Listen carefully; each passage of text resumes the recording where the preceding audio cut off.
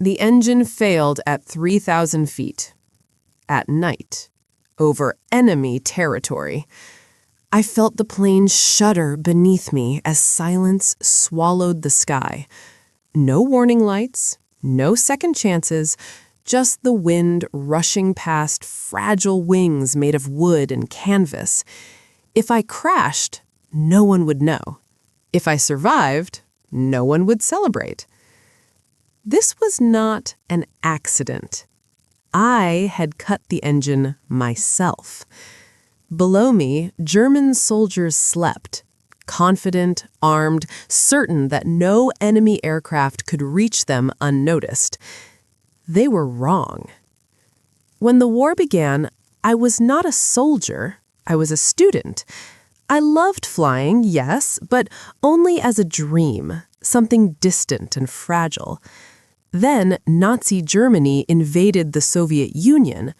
The sky changed overnight. Cities burned, airfields filled with wounded planes.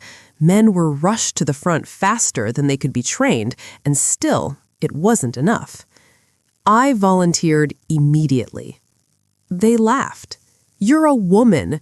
We need fighters, not fantasies. Go home." But the bombs kept falling, and eventually someone listened. Her name was Marina Reskova, a legendary aviator, respected even by men who doubted women belonged in cockpits.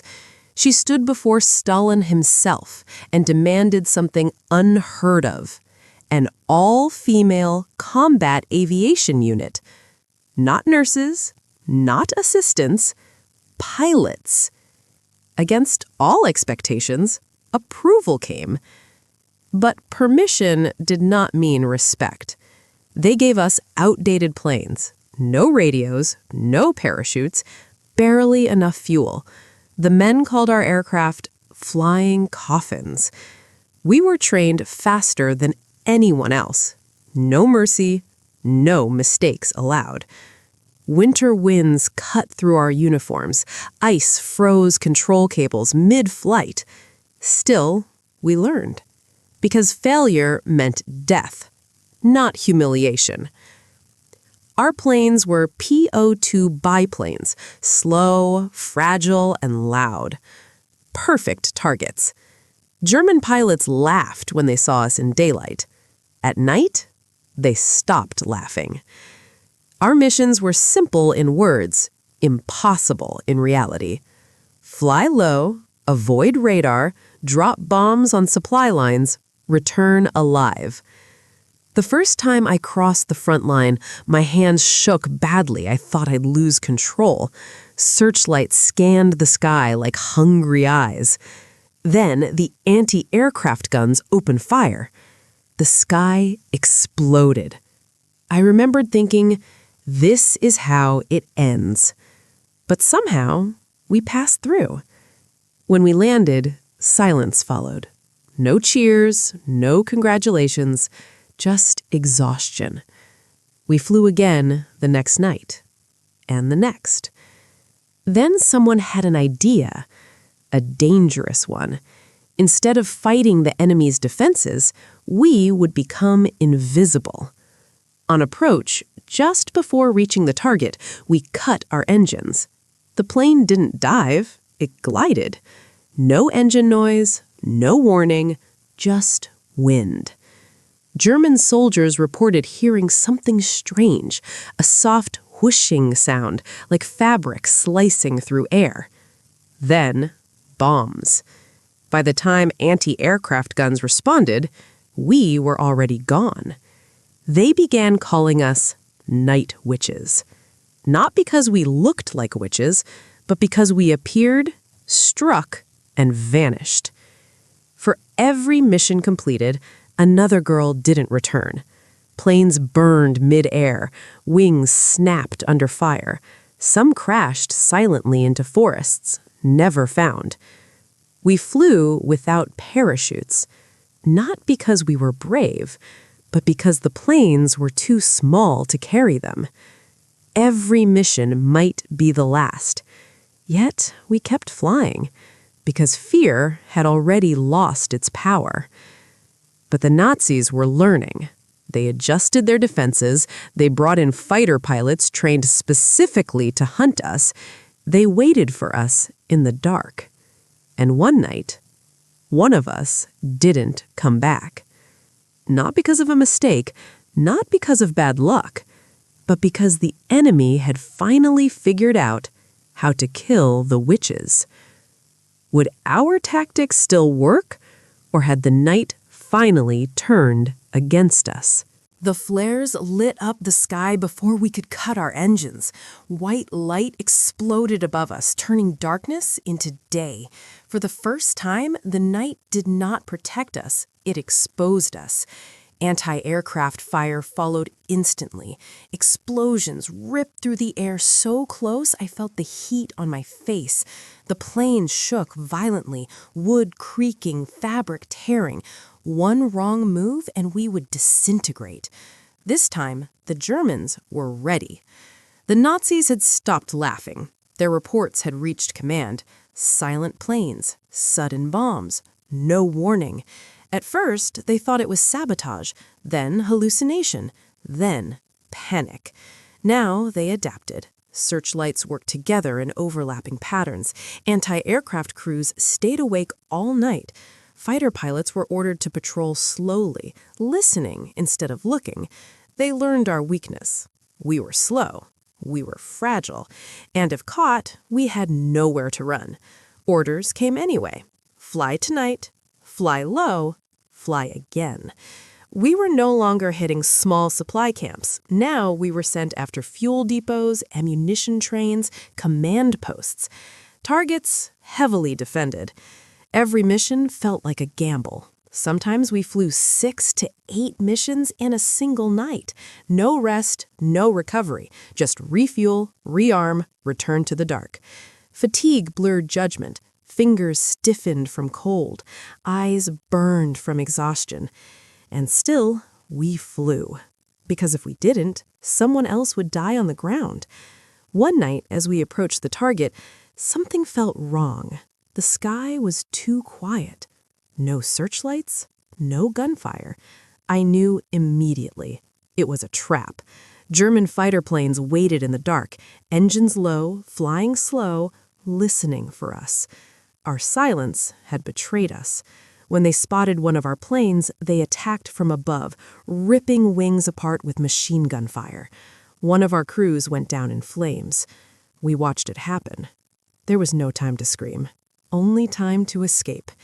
That night, we lost more pilots than ever before, and for the first time, fear returned. They called us heroes now, but heroism didn't stop funerals. We buried friends with frozen hands and hollow eyes, girls who joked hours earlier, girls who wrote letters they never finished. The night demanded payment. Some pilots began doubting, not the mission, but survival. How long could this continue? How many more nights? So we changed again. We flew lower, closer to the ground than ever before, sometimes so low tree branches scraped the wings. We flew in pairs, one plane distracting defenses while the other attacked. We memorized terrain like maps burned into our minds. The night became a chessboard, and slowly, the fear shifted back. German reports grew frantic again. They're everywhere. They don't stop. We can't sleep. But the Germans weren't finished. They prepared something new, something designed not to stop us, but to break us completely. A weapon that would turn the night into a death trap. Could the night witches survive what was coming, or was this the beginning of the end? The first flare went up behind us, then another, then another. The sky ignited in blinding white light, tearing the darkness apart like paper. There was nowhere to hide now. No shadows, no silence. This time, the night betrayed us. I pushed the controls forward instinctively, flying so low I could see the outlines of trees rushing beneath the wings. Machine gun fire followed us, stitching the air where we had been seconds before. Someone screamed over the radio. Then, nothing. By this point, the Germans no longer treated us as an annoyance. We were a priority. Orders intercepted by Soviet intelligence confirmed it. Special anti-aircraft units had been reassigned specifically to hunt us. Fighter pilots were trained to slow their aircraft, matching our speed, something no one had thought possible before. Worst of all, they learned our patterns. They knew when we flew. They knew where we hit. They waited. The night, once our ally, was becoming a cage. Command did not pull us back. Instead, they increased our workload. Night after night, mission after mission, sometimes 10 flights in a single darkness. Sleep became fragments. Food became secondary. Exhaustion settled into our bones. One pilot fell asleep standing. Another forgot her gloves and returned with frostbitten fingers. Mistakes increased. So did casualties. Yet the missions continued because German supply lines were breaking. Ammunition shortages were reported. Troops complained they hadn't slept in weeks. Fear was spreading, but so was loss. One night, new orders arrived. We would fly deliberately visible missions, loud approaches, higher altitude, enough noise to attract attention. We stared at the map in disbelief. This was suicide, but it was also strategy. We would draw German fighters and anti-aircraft fire away from other bombing groups. We would become the distraction, the bait. The first mission under the strategy nearly killed us all. Searchlights locked on instantly. Flak tore the sky apart. I felt the plane shudder as bullets ripped through fabric and wood. Still, we stayed on course, because someone else was counting on us. That night, 2 planes didn't return. The airfield felt emptier than ever before. We didn't cry. We couldn't. There was no time. But something changed. The jokes stopped. The songs stopped. Letters went unwritten. Each takeoff felt heavier, not with fear, but with expectation. We began to wonder not if we would die, but when. German intelligence circulated warnings. If you hear silence, take cover. If you hear fabric in the wind, run. Soldiers fired wildly into the dark at imagined planes. Anti-aircraft crews exhausted themselves shooting shadows. We had broken something deeper than defenses. We had broken their nerves. But legends attract attention, and attention brings danger. The Germans were preparing their final answer, a system designed to flood the sky with light, fire, and death, leaving no place for slow wooden planes to survive. Could the night witches fly through a sky with nowhere left to hide, or would the night finally claim them for good? The night disappeared. That was the first thing I noticed. As we crossed the front line, the sky ahead of us exploded into light. Not flares this time, but something far worse. Dozens of searchlights snapped on at once, overlapping, locking together, creating a blinding web of white. There was no darkness left, only exposure. Anti-aircraft guns followed instantly. The air shook as shells burst around us, tearing holes through the sky. Our plane jumped violently, fabric ripping, wood cracking. This wasn't defense. This was extermination. The Germans had prepared for this night. They built a coordinated system, searchlights, radar alerts, anti-aircraft batteries, and fighter patrols all working together. Once a plane was caught, it stayed caught. No escape routes, no shadows, no mercy. They believed slow wooden planes could not survive this. They believed the night witches were finished. Orders still came. Fly. We knew what it meant now. This was no longer about disruption. It was about endurance. The first aircraft went down within minutes. Another limped back, riddled with holes. We flew anyway. Lower than ever, so low the ground blurred beneath us. Trees flashed past. Hills rose suddenly out of darkness. One mistake meant death. I remember thinking, if I survive tonight, it will be by inches. And inches were all we had. Then something unexpected happened. The Germans had focused everything on the sky, so we used the ground. We approached from impossible angles, valleys, riverbeds, forest lines. We staggered our attacks, one plane triggering defenses while another slipped through unseen. Searchlights swung wildly, confused. Anti-aircraft crews fired its shadows. The system overloaded, and once again, bombs fell. German camps burned. Supply depots exploded. The night witches were supposed to be dead.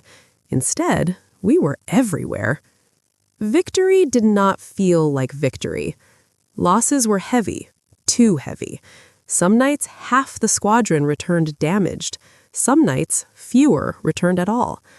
We stopped asking who didn't come back. We already knew. The night took its toll. Hands shook, voices broke, silence filled the airfield. But still, the planes were repaired, the bombs were loaded, and we flew again. German morale collapsed. Reports spoke of exhaustion, panic, soldiers firing into darkness at nothing, sleep deprivation spreading through entire units. They feared the night more than the day, and fear is contagious. The night witches had done more than destroy targets. They had destroyed certainty. But the war was nearing an end, and as desperation grew, so did danger. The final missions would be the deadliest of all, flown by pilots who were exhausted, wounded, and running out of time. Would the night witches survive the final nights of the war, or would victory come at an unbearable cost? The war was ending. That didn't make it safer. In fact, it made it worse.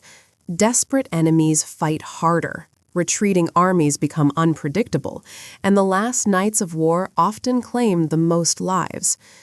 We flew, knowing this. The Germans were losing ground everywhere. Supply lines collapsed, command structures broke apart, but their anti-aircraft guns still fired, their fighters still hunted, and they were angry. That made the sky more dangerous than ever. On our final missions, the night felt different, heavier, like it was watching us, waiting to see who would survive its last test. By now, none of us were the same women who had volunteered years earlier. We were thinner, older, quieter. Some walked with injuries that never healed. Some flew with hands that still shook before takeoff, not from fear, but from exhaustion. We had flown hundreds of missions each. We had buried too many friends.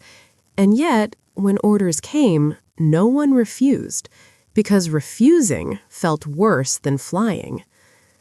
Targets were smaller now, scattered. Retreating columns, ammunition dumps meant to delay the inevitable. The Germans knew they were losing, but they wanted to take as many of us with them as possible.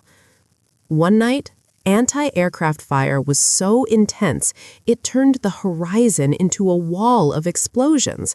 The sky flickered constantly, as if the stars themselves were breaking apart. A plane ahead of us took a direct hit. It vanished.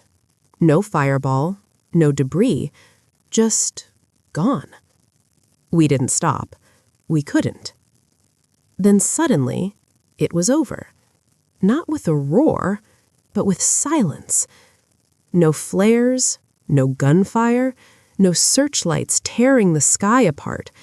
The last mission ended quietly. We landed and waited for orders that never came. Victory was announced soon after. People celebrated in cities we had never seen. Speeches were made, medals prepared. History moved on instantly, as if the nights had never existed. And just like that, the night witches were no longer needed. Some of us returned to schools, some to families that barely recognized us, some never truly returned at all. The planes were retired, the airfields emptied. The night became quiet again. Official records were written, and in those records, our story became small, a footnote, because war history prefers tanks and generals and men. not wooden planes flown by young women in the dark. But the enemy remembered. German soldiers wrote about us in diaries, officers mentioned us in reports, survivors spoke of the fear we created. They never forgot the sound, that soft whisper of air, that silence before destruction. The night witches lived there, in the memory of those who feared them most. We were never supernatural. We were never fearless. We were women who learned to fly when no one expected us to, women who adapted when the night turned against us, women who flew again after watching friends disappear into darkness. We did not own the night. We survived it. And that was enough. If history ever tells you that women did not fight in World War II, remember the silence. Remember the fear it caused. Remember the wooden planes that should never have survived, and the women who made them unstoppable. Because some wars are not won with noise. Some are won in the dark.